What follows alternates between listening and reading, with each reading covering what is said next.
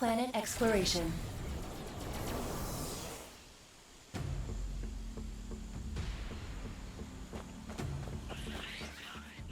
It can be difficult in today's saturated market to find a really good roguelike. Their mechanics have permeated so many other genres these days that the words "with roguelike elements" feature somewhere in the description of so many games it's hard to keep track.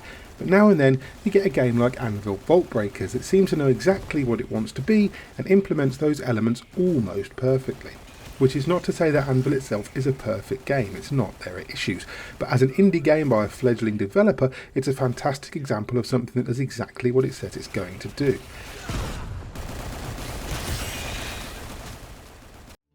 Hey, Adam from GodIsAGeek.com here. Sorry to interrupt, but if you wouldn't mind just hitting the big old subscribe button and maybe the bell to notify you of every new video we release, we'd be really grateful. Thank you so much and enjoy the video. It's set in the distant future after humanity has spread throughout this galaxy and others. In doing so, we have discovered the vaults, alien reliquaries filled with vast treasures and technologies. Humans being the shits we are, it's led to intergalactic warfare and untold destruction.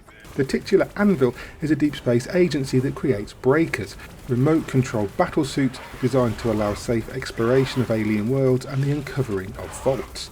Using a system referred to as Amber, humans can pilot breakers from light years away, enabling relatively safe excursions. When a breaker is destroyed, it retains the combat knowledge it has gained and is able to transmit data of some of the field upgrades it received. Essentially, this is mumbo jumbo that adds context to the roguelike setup. As with the best games of its type, Anvil intends for you to fail. In doing so, you'll grow stronger, bringing back relics that you can equip for your next run and unlocking ability points to universally upgrade your 12 suits, as well as currency to unlock more. The breakers are heavily reminiscent of warframes, both in their appearance and in the 4 skills they each possess. They are designed for synergy, as Anvil is fully playable in co-op. You have standard assault type suits such as the first one you'll use, Jungler, then you have massive melee focused suits like Guillotine and lithe swift suits like Elsa and Shuri.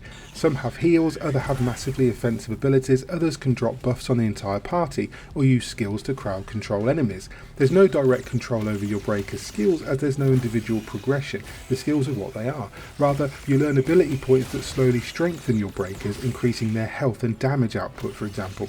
Each isometric level is procedurally generated from a pool of objectives, locations and bosses. You can also find weapons and items throughout that allow you to change your playstyle.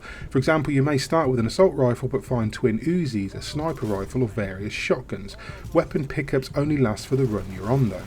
Some loot drops from enemies while other items can be purchased with credits scavenged from fallen nasties at special kiosks. These are usually found outside boss arenas.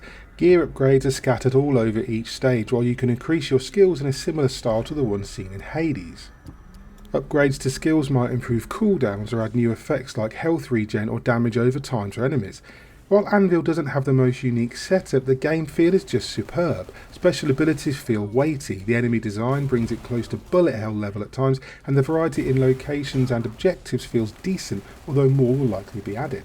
Each breaker also feels different even within its archetype. While it's certainly designed to be played with friends, you can go it alone and your choice of breaker will make a lot of difference. Jungler is great for dropping mines and using his melee attack to hold enemies back, while Shuri can drop a node that heals herself and allies in its radius. The melee focus breakers feel completely different too. Boasting larger pools of health, they're designed to get up close and personal and have various combos that depend on how long you hold down the attack stick. Being a twin-stick shooter with mapped special skills, Anvil is fast, stylish and satisfying to play. It does have a few issues however, such as weird difficulty spikes here and there and the occasional area that just feels impossible to solo. Of course, you can always level up and come back, that's the beauty of it. A constant timer counts down to a brief invasion by harder machine-based enemies or the standard enemies getting a boost to damage and survivability. Never poses a huge problem but adds an element of speed and danger to just standing around too long. You'll want to keep moving, finish your mission, find the vault and reap the rewards. We've yet to see how the Battle Pass system will fully work. At present, pre-season, it rewards currency, ability points and skins for your breakers. The currency can be used to buy more skins, unlock more breakers, or unlock and equip toy workers, little AI companions that come with you on missions to buff you. Once the game launches, we'll be able to fully test matchmaking and report on the state of the Battle Pass. In the meantime, Anvil Vault Breakers is a solid, stylish sci-fi action shooter that does roguelike gameplay right. It presents a stiff challenge that feels fair thanks to balanced progression and enough randomly generated elements to keep each run feeling fresh and interesting. And for that reason, I'm going to score Anvil Vault Breakers an 8 out of 10.